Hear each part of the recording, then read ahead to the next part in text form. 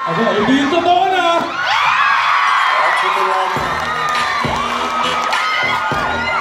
Grabe ka yung Susan.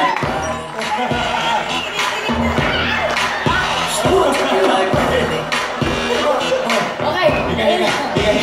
Isa lang. Lahat ng contestants natin ay kakayaw na.